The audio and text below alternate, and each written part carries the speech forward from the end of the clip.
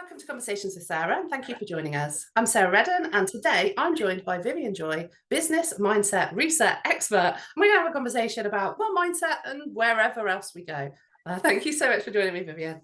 Hello, thank you for having me. I thought I'd give you the longest title, just see if you can manage it. There's a test. Yeah. I mean, I did wonder if I would stumble ever so slightly over it. Sometimes I talk a little bit too fast, even for myself.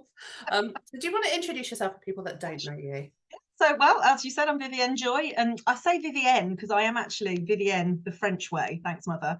But my Vivienne Joy means enjoy. So very lovely. So my brand is She Enjoys, and I help business owning women to build their way to 5K months and beyond. And why do I do that? Well, because most women who haven't got to that stage in business are not enjoying. So it's a little bit of a flip side thing going on there. So yes, that's essentially what I do. I'm a deep structure mindset coach, mindset reset expert, helping people get into the deeper structures of their mind, their business strategies, their thinking, their fears, their behaviors, their outcomes, all that kind of stuff. So that's essentially what I do. Thank you. So the first question I am going to ask you is, what is a mindset reset expert? So you kind of touched on it there, but for someone who has never even heard of what mindset is, how would you explain that? Great question. Do you know what? I have never been asked that, Sarah, and I've been doing this for years. No one's ever specifically just said, what is that? So I think years ago, no one knew what a mindset coach was. In fact, people didn't even know about mindset. There was therapists or there was coaches for sports. You know, the whole kind of coaching industry has gone boom. It's one of the biggest growth industries. So for me, sure, other opinions are available. The mindset reset comes a bit like when you reset your phone back to a factory setting. So we're all born as perfect, beautiful beings without any fears or trauma or shitty beliefs or crappy behaviors or self-talk, sabotage stuff. And so what happens is over the years, we gather lots of experiences and we create big filters in our brain, which means that. So for example, if someone is nasty to me online and I was bullied at school, it will trigger that and my whole behavior pattern will get in my way of my business building. So there's just a little example of it. So the mindset reset is not just about coaching to understand where the client is now. It's to understand where that pattern, that trigger, that schemata, as they call it in therapy, that pattern of being and thinking and behaving comes from. Because once we can understand the first or worst experience, we can go back to it as adults, because it's usually in younger life, 7, 8, 10 years old. We can go back to it, we can understand it, get information from a retrospective point of view as an adult.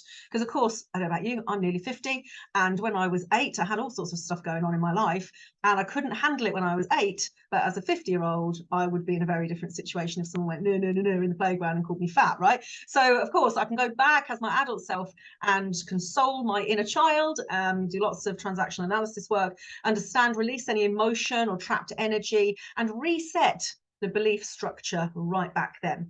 And it does a beautiful thing called a gestalt. Sorry to get all technical on you, but it then resets all the other experiences that would have happened if that belief had been different. As an example, when I was about 8 or 9, one morning I woke up to go to school and I didn't feel very well. Typical stuff, we've all had it happen. Yeah.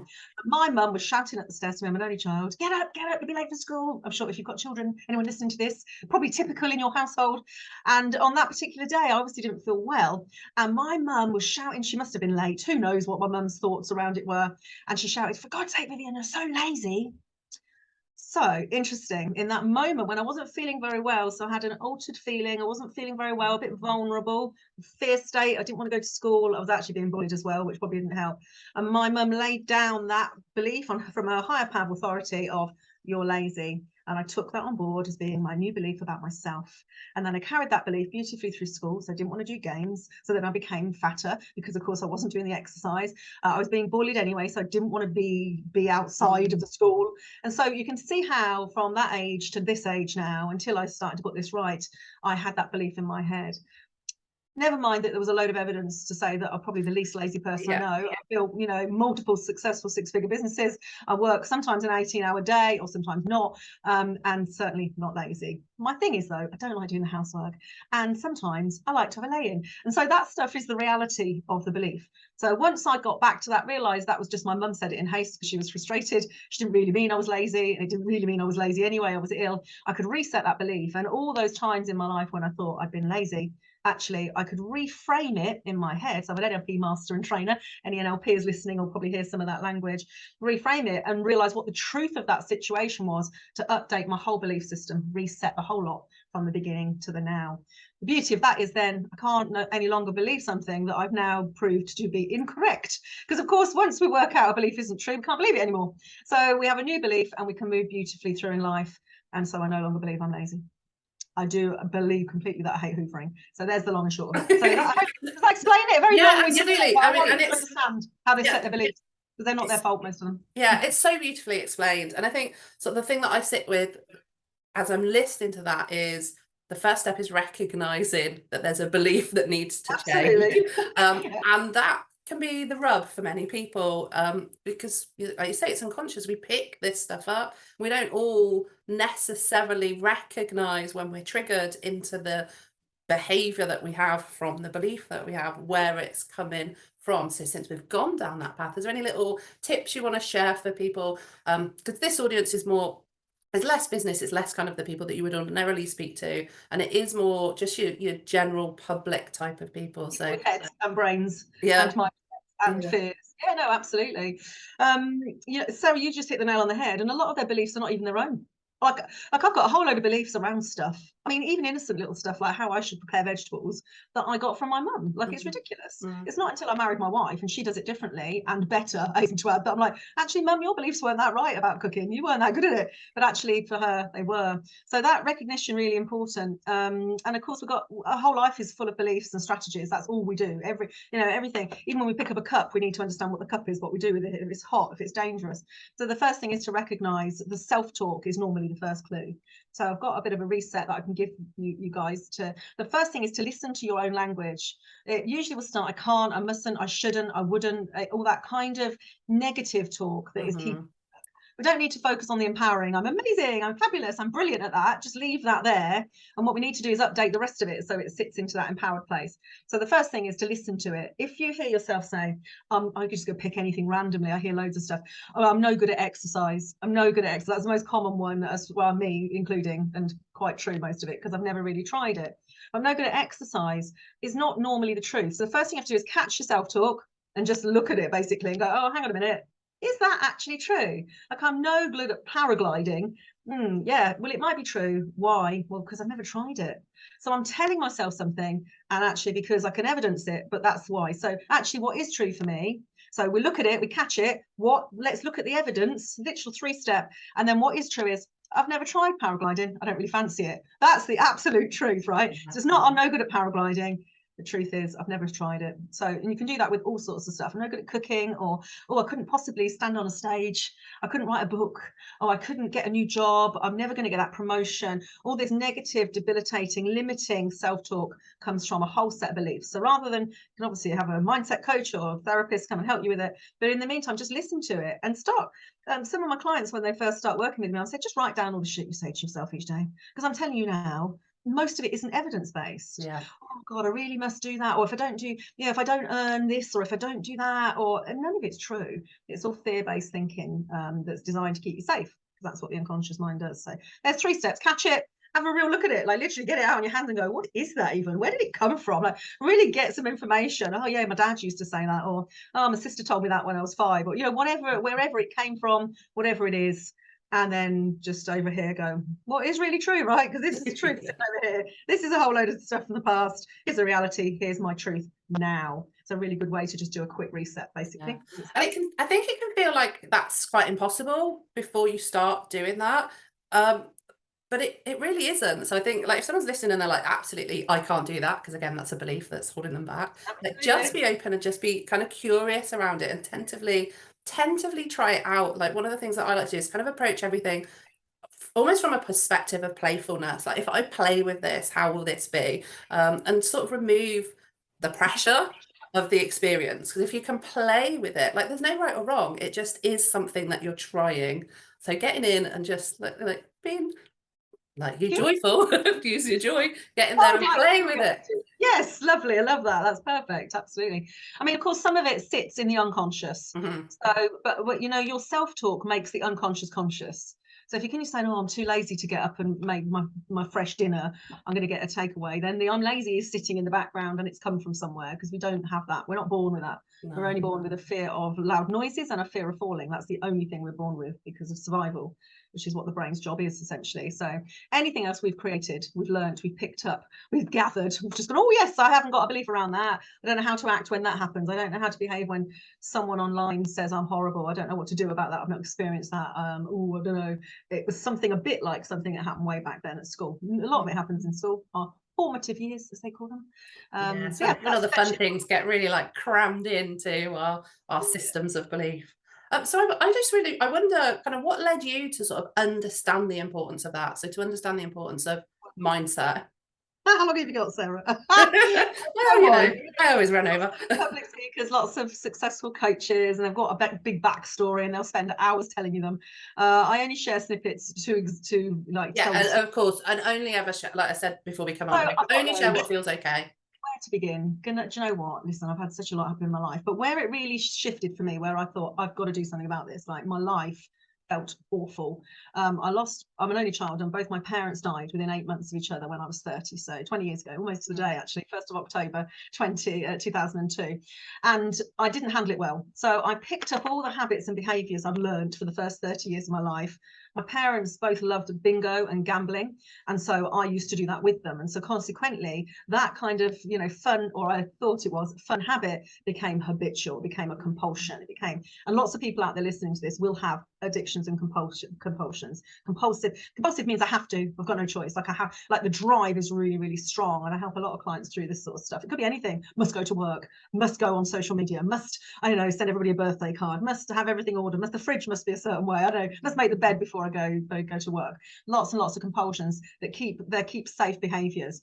And so for me, mine was I must carry on gambling. I must gamble everything. Like it literally, I lost the plot. I also did a lot of drugs, drank a lot. I did everything I could to avoid the fact that I basically was orphaned and on my own, and I didn't have any grandparents, no brothers and sisters, no family really. So a really tricky time. So it took me probably about 6 months of that. How I'm still alive is some miracle, really, in honesty. Not because I chose to kill myself, but because I was just basically trying to avoid stuff. Avoidance is futile for our feelings, because they are going to come and get you. And I just remember one day going onto the internet and Googling bereavement, and the Cruise bereavement site came up, and it talked about the stages of grief. And at that particular stage, I was angry, like proper, really angry. And of course, that anger was coming out in lots of addictions and stuff. So anyway, cut a long story short, years and years before that, I had been introduced to NLP. So by complete coincidence, I started a business, and one of my clients was running an NLP foundation course, and they were a bit hard up for cash. And they said, rather than pay you, why don't you come on a course? And I said, be me, always in service. It's not ever about the money for me. Said, all right then. And that was the beginning of that. And I just carried on, and I didn't stop. And I remembered how fantastic it was. And it probably saved me. And I don't mean it saved my career. It definitely saved me as a person. Remembered who I was. Lots and lots of processes in there help you unpick quite a lot of that stuff. And yeah, met some great people. And yeah, just got my life together. Not immediately, it wasn't an overnight thing. So it was just a gradual progression. Decided that actually I wanted to live, and I really wanted to enjoy my life and almost carry on the life in lieu of my parents not being here. So, yeah, that's the long and short of it, really. Yeah. So NLP saved me. Yeah. NLP was the tool that you used to save yourself. Yeah. Is what I heard. That's what I heard. Absolutely. Thank you for that reset. Absolutely. Yeah, well, and the tools I was choosing before that were literally messing me up. They were really wrecking me. So rather than resetting me, they were wrecking me, whereas NLP kind of got me back on track. Had a business, and I had a business back then that was turning over £250,000 a year, and it was nothing to, I was writing checks to suppliers for 20 grand. So to gamble £1,000 was nothing. It was, to book a holiday for 5 grand was nothing. And these are amounts that some people would be like, oh, but to me at that time that was just my normal. Now I think about buying the good ham. Not gonna lie, it's gone from we're kind of all in that space where money is really important. But money mindset has always been the thing I work with most and first with clients, because a lot of these beliefs around who we are and who we can be and who we should be, and being in rapport with our family and, you know, friends, and what will change. And that change is not good for most of us. We don't like it. We usually won't facilitate it ourselves. Like if you think about maybe people you work with or know, when they're trying to change career or they're trying to empower themselves, it takes a lot to go from the good to the great. Like, because unless it's really broken or painful or awful, and even then people sit in that because they know how to handle it, but unless it's really bad, they have no leverage to go to the next level. So actually that kind of performance improvement, that empowerment, that, do you know what, you can have it better. I know it's okay now. You know, you've got a job that's okay, like you don't hate, and the boss is all right and you don't hate them and it's around the corner. But actually imagine having a job that you couldn't wait to get to every morning. That's when I started my She Coaches program, to coach and certify people to do what I do, because a lot of the people I was coaching their business, they weren't really even in the right business, let alone the right job, so, or the right relationships. There's a lot of people settle for, oh, that person doesn't hurt me, that person doesn't get drunk, that person's got a job, that person had a house, these friends are okay, you know, they never upset me, rather than having fantastic friends who kind of really excite you, or an incredible relationship that fills you up, or, you know, an amazing house where you just get home and feel absolutely blessed. So I think there's lots of stages. There's coming out of trauma and awfulness to that safety, and then that safety can become too safe, where people then just stay there, stuck in relationships where they're not really that happy, jobs where they're okay, just an because okay. it's not as bad as it was. It's you, and it's that, like you said, we just need to want to be safe, don't we? We have this need to just be safe, and life to be somewhat predictable, and know what's going to happen. And change can feel unsafe and unpredictable, and you don't know where you're going to go, and you don't know what you're going to get. And whilst I might not completely love what I've got right now, I know, and I understand it. I know what's going to happen when this happens, and I can just operate within that nice, safe little space of comfort zone. That's called a comfort zone. Oh yeah, well, yeah, of course. Actually, it's completely uncomfortable for some people. You know, I've coached people who are in abusive relationships and addictive patterns with themselves, and I know because I've been in all of those, by the way. So I've pretty much coached everything I've ever done myself, and there's quite a lot. But yeah, that safety zone it wrecks happiness and joy, like true joy, because everybody gets to that place and it's okay, you know. And also the acceptable norms of society, really, which are shifting now. Like, I think, God, if I was 20 now, I would be like a massive influencer. I'd be like, really, mind you, thank God my 20s weren't documented on social media. I also have that. I'm so thankful I grew up without all of that stuff. So yeah, it's a double-edged sword, isn't it, really? I mean, we've known life, I mean, I know you're not quite as old as me, but we have known life without social media, which was a very different existence. But yeah, the opportunity now, things are changing, especially for females. Things are very, very different in the work environment. You know, you've only got to look at even things you see on TV. There's more of a balance of men and female, because of course we need both, you know. A lot of the work I do is with females, mainly because they are more open to sorting out their stuff. The men tend to kind of sit with it and go outside and find a solution quietly and privately. They're not as open, in my experience, to releasing their feelings and thoughts. But we need both. We need masculine and feminine skill sets, emotion, energy, everything, to make the world a great place. And it needs to be pretty balanced. But yeah, so yes, all very interesting stuff. Yeah, I completely agree with you as well on both the points, that I think, like, as women, like, the landscape is changing and we do have more opportunity, but sometimes mean more pressure. And there's like that balancing of like the societal expectations that come along with being a woman, and, you know, how we're supposed to do things. And I think it is for like younger people, there is more opportunity, and there's a flip side to that. So it's navigating through that, isn't it? And being able to kind of choose your path rather than just habitually following the path that's been laid out for us. And again, like, it's balancing, isn't it, that masculine and feminine within us and within society. I think it's wonderful that there's a lot of like the shifts that are coming along. And I'm very excited to see where the world goes, and it's good being a part of it with the mindset stuff and like the self-care club and things that I do, sort of being able to see the shifts within your community, because you know that the shifts within your community are going out into the wider world. There's something amazing about that. Yeah, absolutely.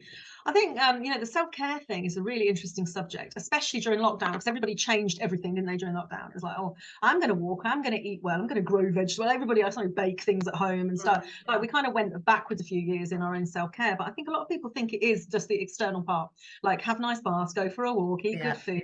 They kind of forget the internal part, because it's pretty tricky. You've got to find someone you trust. with the innermost thoughts and feelings, so that you don't feel judged, you feel nice and safe with. Then you've got to go back into the realms of what the hell caused all the, you know, those niggling things that are going on in the background are always the clues. So, you know, the self-care, the self-talk is the first thing. Yeah. A lot of people I coach, when I first meet them, they're saying awful things to themselves. I wouldn't dream of saying to anybody else, like, you know, I'm terrible, I'm useless, I'm rubbish. I'm like, oh, would you say that to your child? Like, what would your child say? No, I couldn't possibly do that damage to your child. I'm like, hello. But you do it to yourself every day. Like, yeah. Self-bullying, and especially with people who have had bullying in their life, and that's quite a lot of people, be it in the workplace, in relationships at school, in families even, sadly, most people have experienced some sort of bullying or victimization at some point. Therefore they carry the work on, because they set down a whole load of beliefs of, I'm not good enough, or that wouldn't have happened, that person wouldn't have fallen out with me, that person wouldn't have hit me, or there must be some truth in it. So we take on board, especially in a fear state, which normally when you're being bullied or victimized you've got, we take on board that, oh, it must be me, I must be something bad, I must be not worthy, I must be.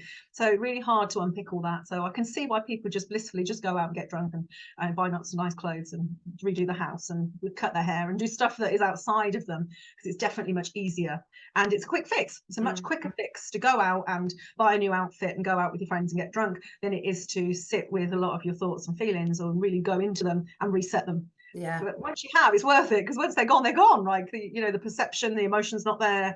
Very different experience. So, and it does change it changes your entire life. And for you're working with women in business, it opens up so much more opportunity. And for me, like, mindset is absolutely a part of self-care. The way in which we look at the world, the way in which we look at ourselves, kind of links into how we allow ourselves to be treated, how we treat ourselves. It's so important, and that's why I was very, very much looking forward to you coming and talking with me. And this is going everywhere. Like, it's going in the business communities, it's going in self-care stuff.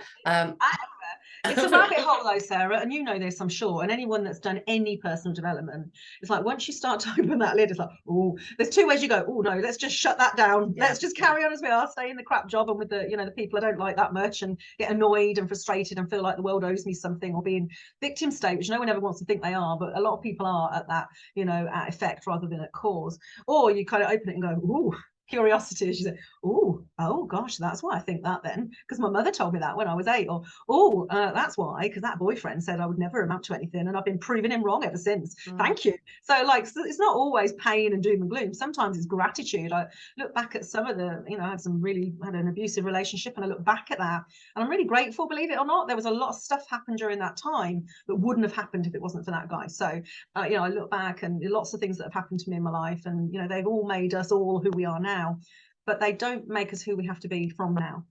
So everything that's happened till now is who you are, and whatever you choose for you is where you can go from now, always. And most people don't think they've got a choice and they can't change, and they're stuck, and they're not. That's the mind. That's the bit that has to change first. That realization that, well, Marjorie down the road has just managed to get a new job, and actually look how fit she's got. In fact, I saw on Facebook yesterday a girl I went to school with.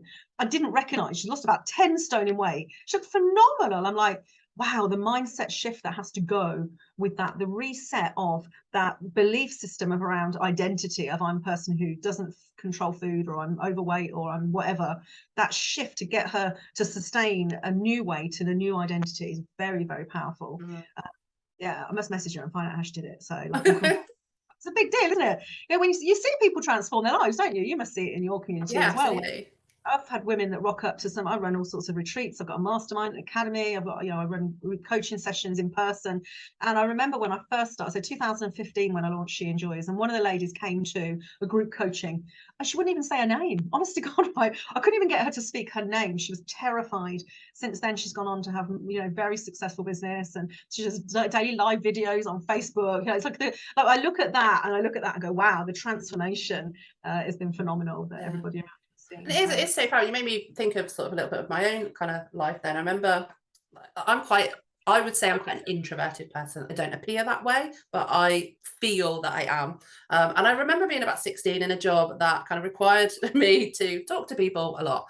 And I remember thinking to myself, like, being quiet, being sort of really shy is not going to work for me. I need to be open to, like, being more open. And from 16 onwards, it was like, even though it's uncomfortable for me, it's still uncomfortable. This is uncomfortable for me.